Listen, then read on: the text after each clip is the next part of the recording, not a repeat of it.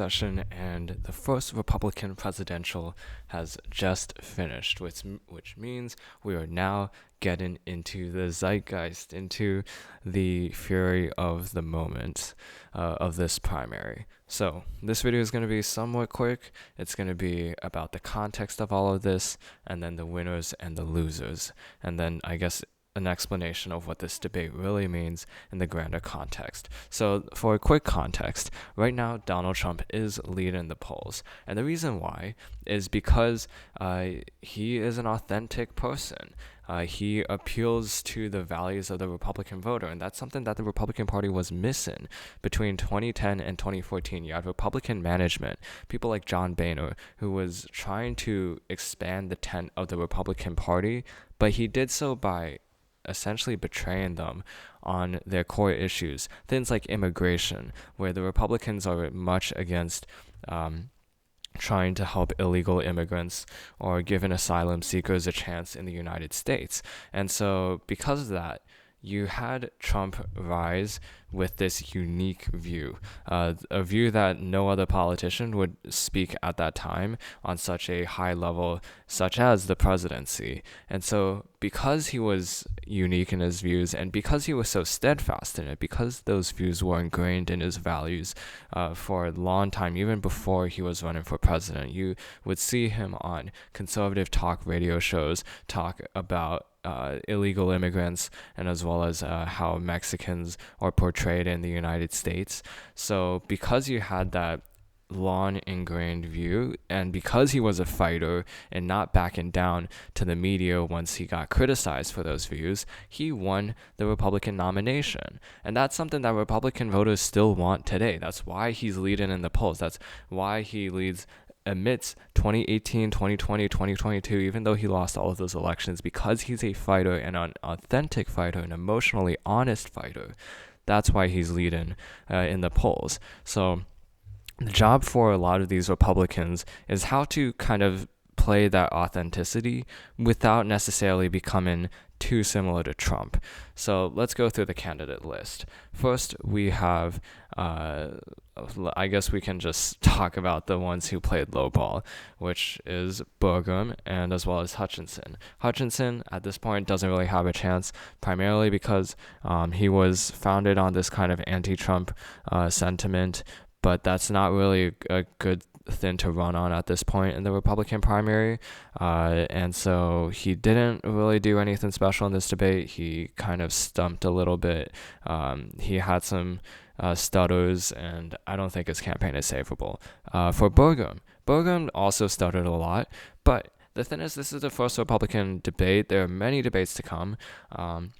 And in the end, Burgum presented some unique vision about rural politics, about camaraderie in the small town environment. And that's something that Republican voters do want to hear, that most other people in this stage cannot offer, because Burgum kind of attaches himself to this community, not to this Washington style of politics. And so if he pushes that message out more, rather than trying to focus on innovation or education or in general on policy per se, then he could have a voice.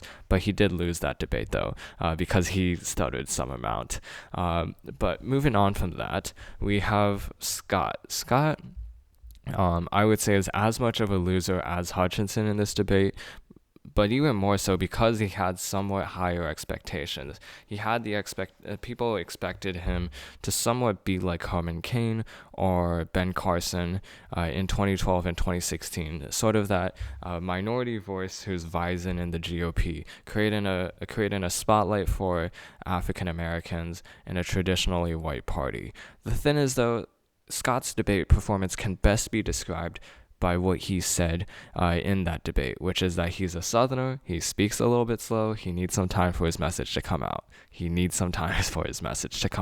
So that, for that reason, Scott didn't really do that well in this debate. But you know who did do well? And the first winner we have is Nikki Haley, also a South Carolinian. The thing is, about Nikki Haley, she was a very pugnacious fighter in this debate.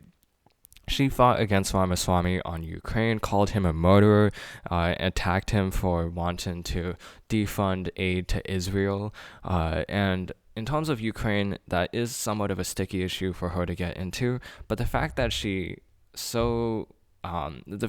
attacked Ramaswamy is such a turn on for a lot of the establishment voters because they also want their own fighter to kind of be this alternative to the ultra conservative movement.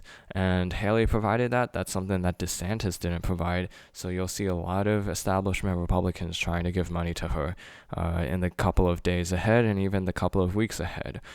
Meanwhile, DeSantis, he did what he needed to do, but he still lost in a big way just because you had a lot of these candidates, particularly Haley, Pence, and Ramaswamy, fight against each other. And no one really wanted to fight with DeSantis, which sort of capitalizes the base reason of why he's not doing well. It's a reflection of that.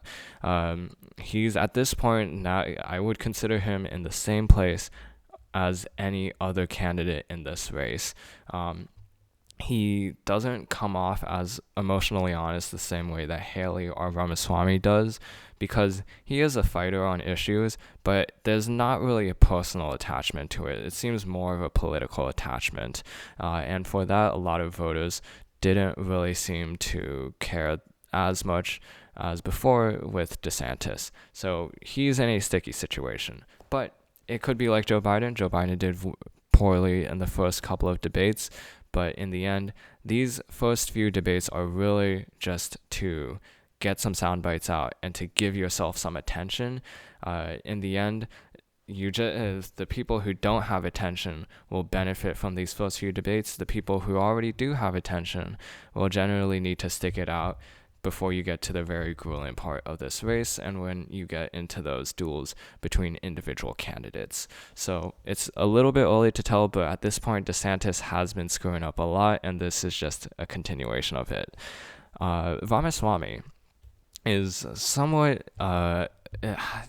he did very well, actually, in this debate, primarily because he was the contrarian candidate. And for the Republicans, when you have someone like Christie or Pence or Scott or any establishment Republican go against Ramaswamy or like a singular candidate, then that's generally the right direction you want to take because it sort of shows that you're not this traditional Republican who's willing to bend issues on issues such as immigration.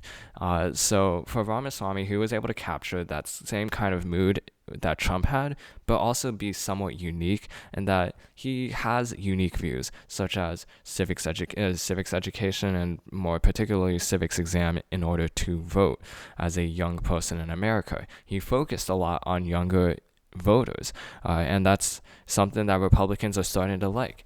Focusing the issues on children and child development. That's an issue Republicans have been caring a lot about recently. And the fact that Ramaswamy is new means that he can have these issues, he can develop these issues and tailor them for this race because he's not had any other previous race. He's not had any previous views that may kind of cloud his authenticity. And that's why he won this debate. The problem is, though, he does run into larger risks by being such a front runner this early in the debate. You already are starting to see a few weaknesses come out of him, such as him being called amateur or him being smug.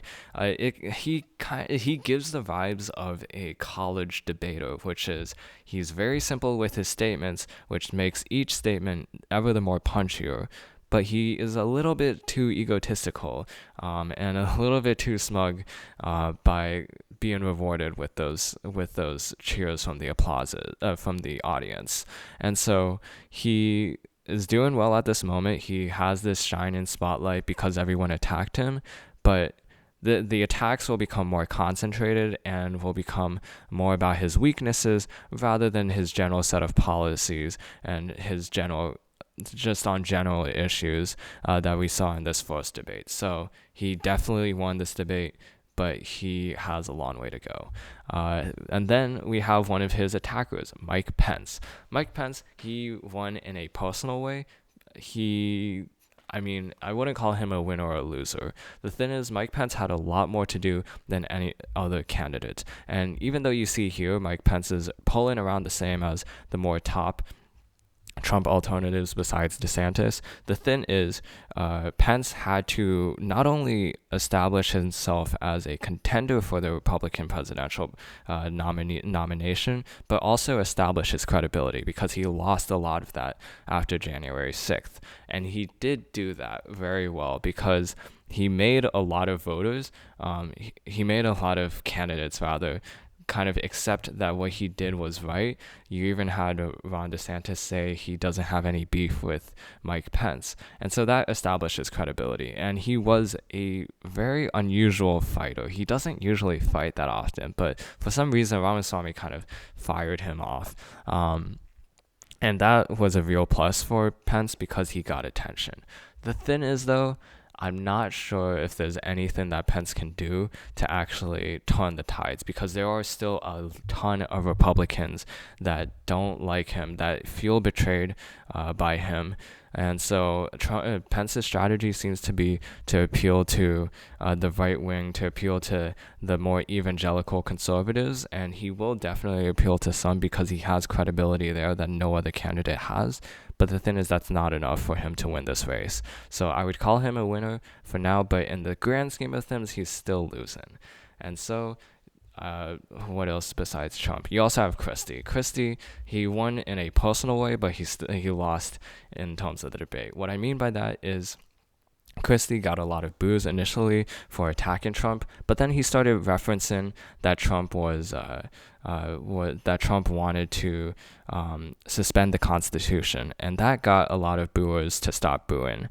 So in that way, it's a personal win because he started to make other candidates at least focus on Trump. The problem is he starts to become a single issue voter by doing all of this, and it's already this narrative developing in the mainstream media that he's only focused on going against Trump, and that doesn't bode well for him in the long term and actually being able to stay on the debate stage because a lot of Republican voters think he's not that serious about running, and that means lower polling numbers for places such as New Hampshire, where he's currently in third place.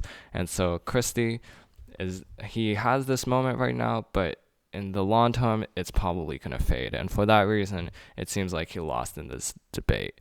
But perhaps the biggest winner is Trump, because Trump, it's visualized here. Trump is above the fray. You have a lot of these candidates here going against each other, and then Trump's in his own space. So the fact that he didn't go into that debate means he doesn't go into this fray, and he puts himself above. He makes himself immune to all of those criticisms because he isn't there. And so Trump still occupies a space. He's still a league of his own in terms of his messaging, his authenticity, and we'll see that continue. But the thing is, the risks for him now run higher because we might start to see a coalescence around Ramaswamy and Haley. Those seem to be the big winners of this debate, and generally establishment Republicans seem like they want to coalesce more quickly than they did in 2016, because that was definitely a mistake they made in letting Trump carry his own attention, his own positive attention, and not get any negative attention for a long period of time. So that's the gist of the 2024 debate, the first debate. There's still a long way to go. It's a marathon. A lot of the times you'll see that pundits are wrong about this. I mean, I'm kind of being a pundit right now, but I am putting that forward for you just to note that in the future, things can change. But these are the set of candidates to pay attention to at this moment. So that's the end of this video. I hope you enjoyed it. This video is now adjourned, and I'll see you in the next one.